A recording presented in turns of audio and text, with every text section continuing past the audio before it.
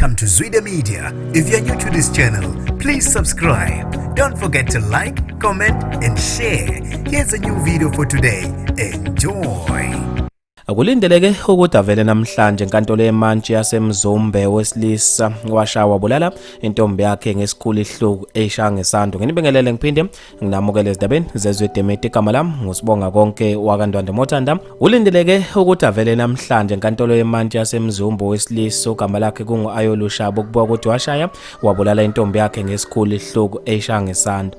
Lo owesilisa kubuka ukuthi wayivakashelwe intombi yakhe kunguNtando Lushozi kwabe sekusuka ingxabano phakathi kwabo baxabana wakhetha ukuthatha isando wayishaya yaze yashona. Kwaziwa ukuthi yini eyasusa ingxabano phakathi kwabo. Lesigameko kubeka ukuthi senzeka ku Ward 16 endaweni yaseCabane ngamaviki edlule. Umgili wakubeka ukuthi ubekwe endaweni yakhe yokugcina ngesonto eledlule. Abantu ke namhlanje balibangise enkantolo kuyosho ukuthi akangayitholi ibail. Abantu ezikhundleni zokuxhumana babe nokuphawula kwahlukahlukene ngalo loludaba. Nhlanhla V uthe ibail yokwenzani lo mgulukudu kumele ubolele ejele ubulale umakoti womuntu ngoba phela lengane bisazolotsholo. Umpumelelo Phosha uthe uzoyenzana ibail lomphundlaphundla kafele ejele.